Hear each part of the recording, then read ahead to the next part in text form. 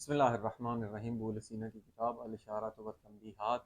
اور اس کا یہ 10واں مرحلہ ہے، اور اس کے عنوان وہی ہم نے آپ سے عرض کیا تھا کہ اسرار الآیات۔ تو اس میں دو ابتدائی فصول کا ہم نے مطالعہ کیا تھا، تو اگلی یہ تیسری فصل ہے جس کا عنوان ہے کہ بدن اور نفس۔ یہ انسان کی حقیقت ہے کہ انسان کی حقیقت ایک انسان کی روح اور بدن، تو یہ دو اعتبار آتے ہیں، اور ان کا اس عالم خارجی میں ایک ہی وجود ہے، تو یہ دونوں ایک دوسرے پر اثر رکھتے ہیں، یہ بدن کا نفس پر اور نفس کا بدن پر۔ اسی لیے جیسے نہج البلاغہ میں ہے کہ اسی لیے یہ جو شہوات بدنی ہیں، جو لوازمات اور امیدیں اور خواہشات بدنی ہیں، ان سے روکا گیا ہے، کیونکہ یہ نفس پر اثر ڈالتی ہیں، نفس کو اپنا مغلوب کر لیتی ہیں۔ ایک بات، اگر ان قوتوں، ان اشتغال جو دنیا کی طرف ہے، اس کو کم کیا جائے گا تو پھر وہ نفس جو ہے وہ قوی ہو جائے گی۔ یوں سمجھیں کہ ایک دوسرے پر اثر چھوڑتی ہیں۔ کبھی بدن اس قدر مشغول ہوتا ہے کہ نفس اپنا اصلی جو اس کا ہدف ہے اس تک متوجہ نہیں ہو پاتا، بلکہ مغلوب ہو جاتا ہے، کیونکہ یہ اس کو مغلوب کر لیتی ہے۔ کبھی نفس اس بدن کو مغلوب کر لیتا ہے۔ تو یہاں پر یہ بیان کیا تھا پہلی دو فصول میں ابو علی سینا نے کہ جو عارف ہوتا ہے وہ اس سفر میں کیا کرتا ہے، امساک کرتا ہے، کھانے پینے کا جو گزارے کا ہے اس سے بھی ہاتھ روک لیتا ہے۔ ہاتھ روکنے کی اصل علت اور وجہ کیا ہے؟ روک لے گا تو کیا ہوگا؟ یہ تو بدنی چیز ہے۔ وہ کہتا نہیں، اس کا اثر نفس پر پڑے گا، کیونکہ یہ جب مشغول رہے گا بدن کھانے پینے میں، تو پھر نفس جو ہے وہ اس کا اس طرف توجہ ہو جائے گی۔ تو اس کو جب کم کریں گے تو پھر نفس جو ہے وہ یہ ان کی وجہ سے اس پر وہ اثر نہیں پڑے گا۔ وہ یہی بتا رہا ہے علیسا، اصل بات وہی ہے جو بتانا چاہ رہے ہیں کہ نفس اور بدن ایک دوسرے پر تاثیر و تاثر چھوڑتے ہیں۔ جو مضبوط ہوگا وہ حاوی ہو جائے گا، تو بدن کو اس لیے کمزور کرتے ہیں تاکہ نفس حاوی ہو، اور نفس جب حاوی ہوگا تو اس کی توجہ عالم قدس کی طرف ہوگی،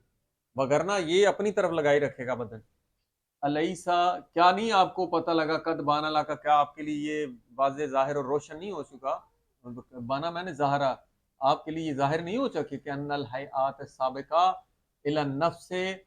کہ وہ حیات، حالتیں جو عوارض ہیں، جو سابق ہیں، ان کا نفس الی النفس، بدنی جو حیات ہیں ان کا جو نفس کی طرف جو حیات حالت ہے، وہ قد تہبطو، وہ کبھی کبھی کیا ہوتی ہے؟ ضعیف ہو جاتی ہے، کم پڑ جاتی ہے، یعنی ضعیف ہو جاتی ہے، دوسرے لفظوں میں یا نیچے آ جاتی ہے۔ یہ جو حیات سابقہ بدنی نفس کی طرف کیا آ جاتی ہیں؟ یہ کم ہو جاتی ہیں۔ پھر ان حیات میں سے وہ حیات ہیں جو الالقوہ بدنیہ، پہلے تھا الالنفس کی طرف، اب جو نفس کی ہیں وہ بدن کی طرف، یعنی ایک دوسرے کی طرف یہ تاثیر و تاثر چھوڑتی ہیں۔ اگر دوسرے الفاظ میں یہ کہا جائے کہ اگر تہبطو کا فاعل میں آ جائے حیاتن، کہ یہ ضعیف کر دیتی ہیں، یہ کہاں سے؟ من النفس الی القوال بدنیہ، تب بھی بات معنی ایک ہی بنے گا۔ کما، ایک بات تو یہ ہوگی کہ حیات سابقہ کا نفس کی طرف اور نفس سے قوت بدنیہ کی طرف ایک دوسرے کو کمزور کرتے ہیں۔ وقت تصودو، کبھی کبھی یہ حیات جو ہوتی ہیں سابق، یہ صعود کرتی ہیں۔ تصودو کا فائل کیا بنے گا؟ وقت تصودو حیاتن، اور کبھی کبھی یہ جو حیات ہوتی ہیں، یہ حالتیں یا وہ عوارض ہوتے ہیں، یہ کیا کرتے ہیں؟ یہ صعود کرتے ہیں، یہ بڑھ جاتے ہیں۔ من الحیات السابقہ، جو سابقہ حیات ہوتی ہے اس سے قوائے بدنیہ کی طرف،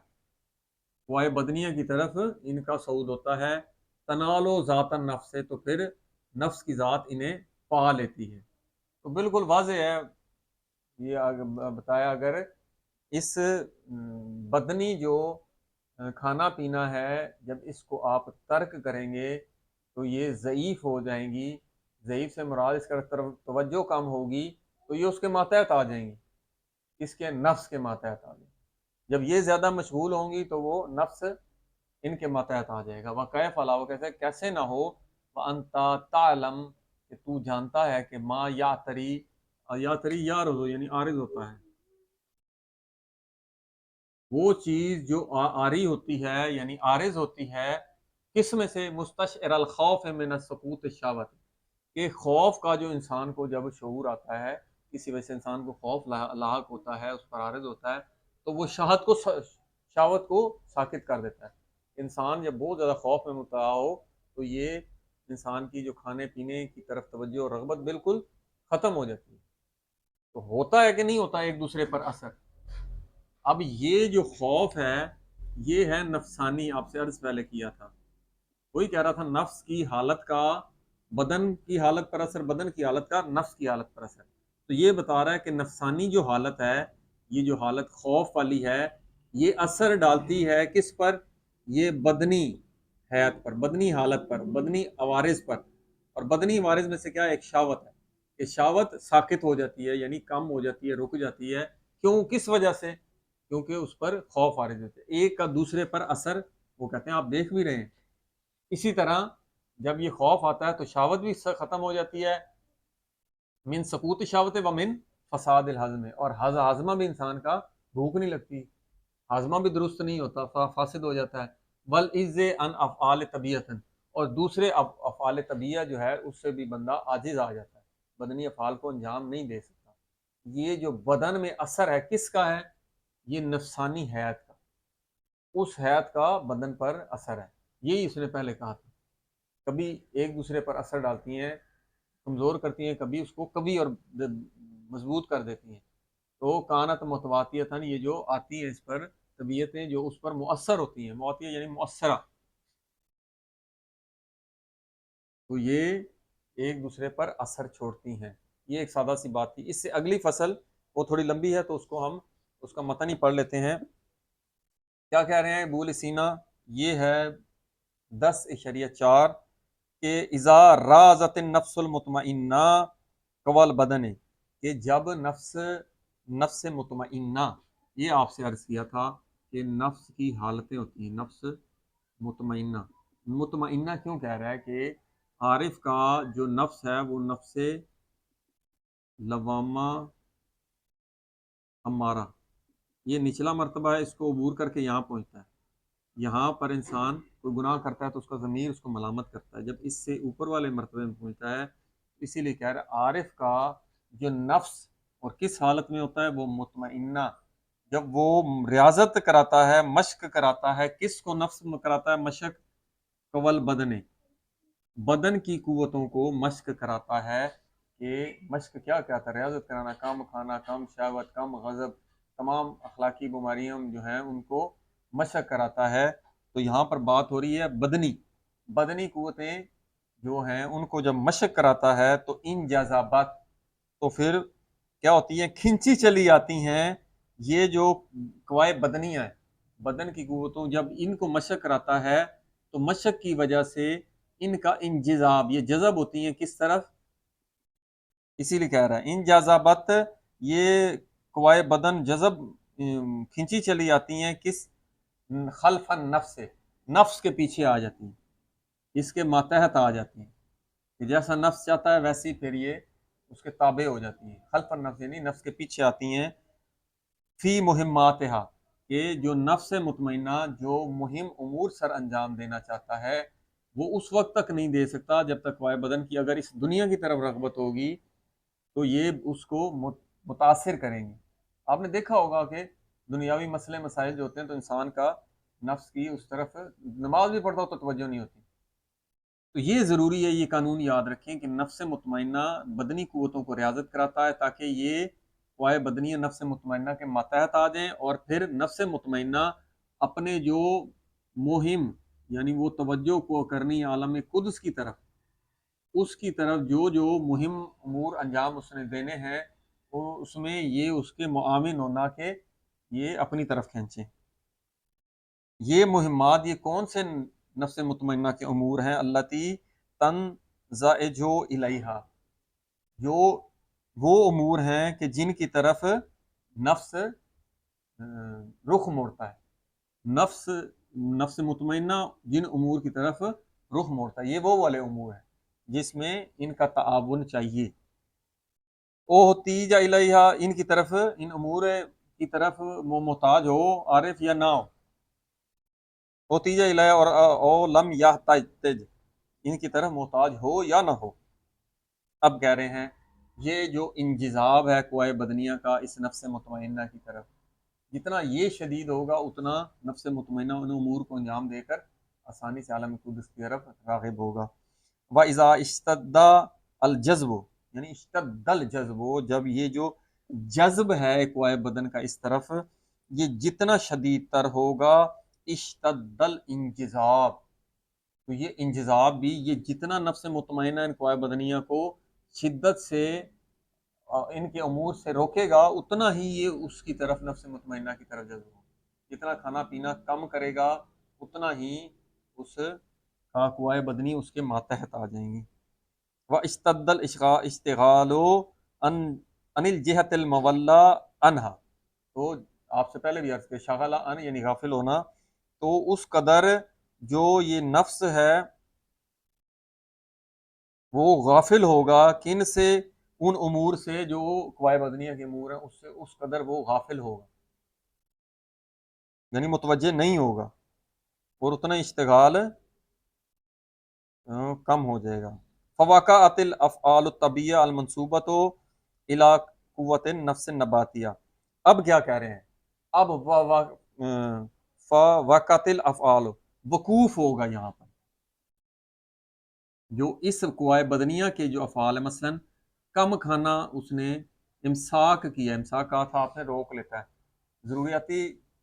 ضرورت کی جو چیزیں کھانے پینے اس سے بھی ہاتھ اپنا روک لیتا ہے،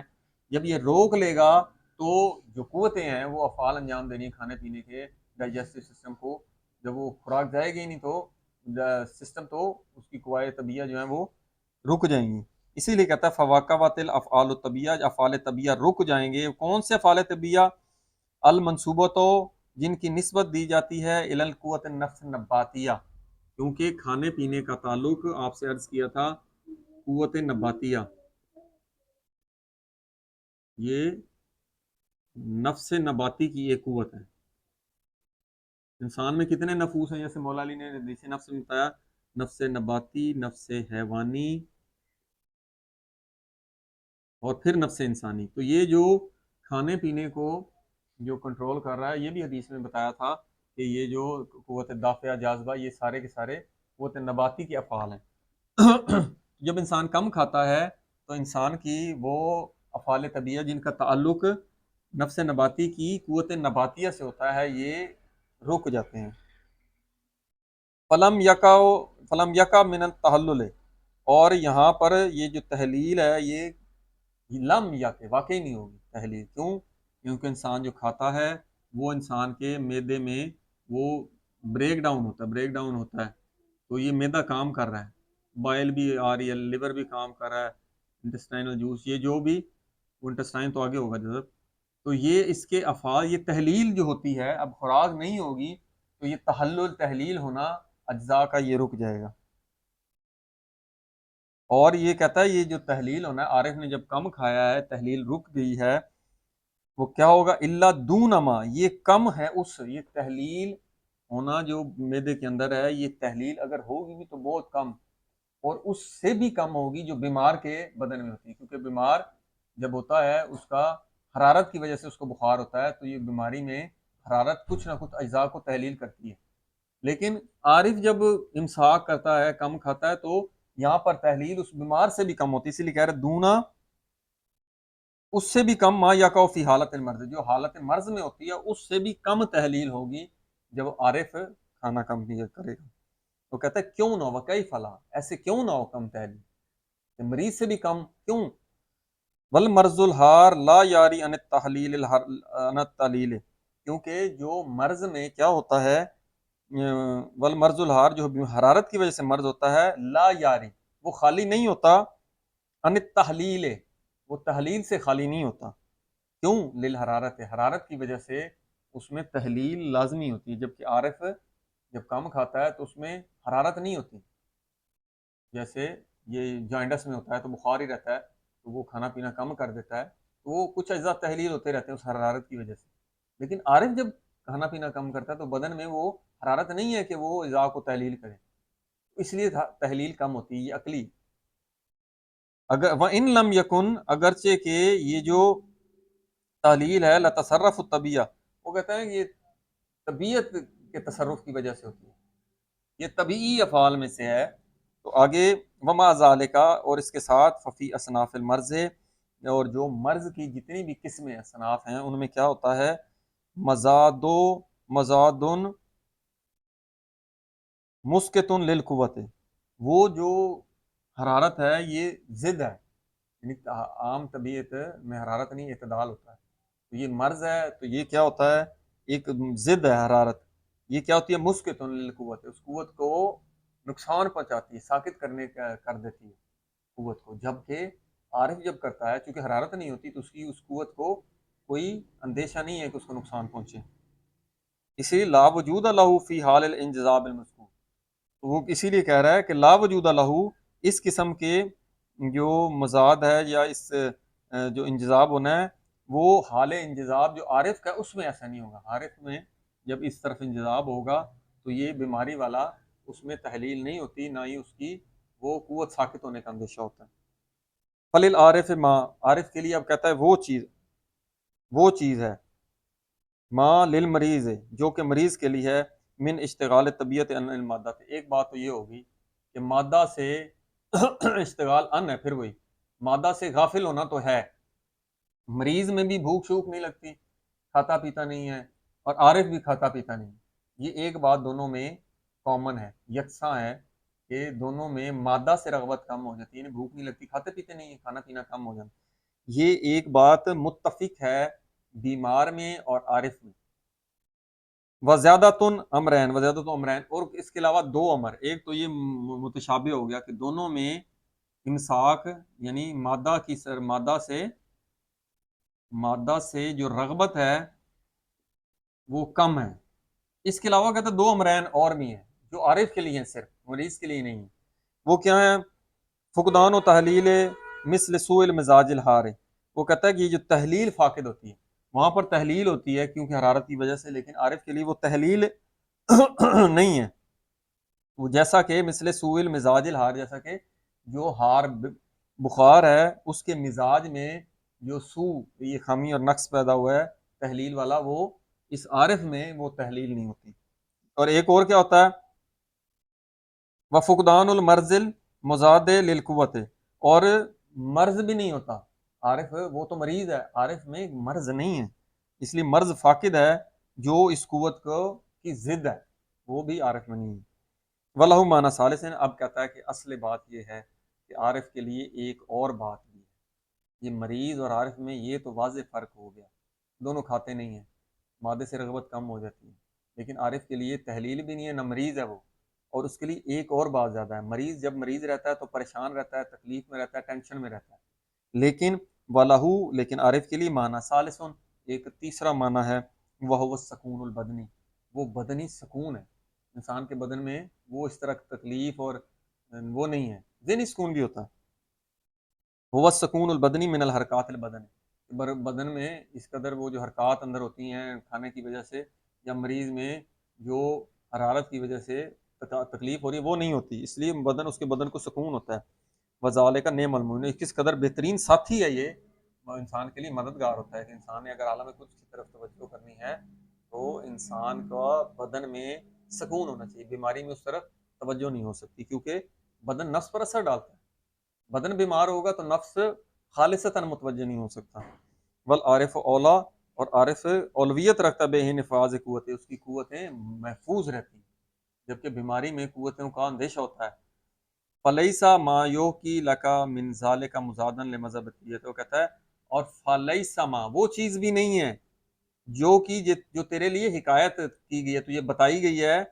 کہ من ذالکا، اس امساک میں، یہ جو عارف کا کم کھانا ہے، اس میں جو تجھے بتایا گیا ہے یہ ضد میں نہیں ہے جو مذہب طبیعہ میں ہے، کہ تو کہہ رہا ہے کہ یہ طب کی مخالفت میں ہے، تو یہ بھی پہلے ہم ثابت کر چکے ہیں کہ یہ جو کم کھانا ہے یہ عالم طبیعی کے مطابق ہے، کہ اس میں انسان کے اجزاء جو ہیں، کینسر میں ہوتا ہے جو اب نارمل سیلز ہیں ان کی بریک ڈاؤن ہوتی ہے، الٹا کینسر بھی ختم ہو جاتا ہے اور دوسرے وہ سیل یوٹیلائز ہوتے ہیں، تو عالم طبیعیہ میں بھی یہ جو ہم بات کریں امساک، اس کا کوئی نقصان نہیں ہے، اور خود لمبے عرصے تک اس کا جو کھانے کو ترک کرنا ہے وہ خود اس کی نفس کی قوت کی، نفس قوی ہوتی ہے تو وہ اس بدن کو کنٹرول کرتی ہے. الحمدللہ رب العالمین.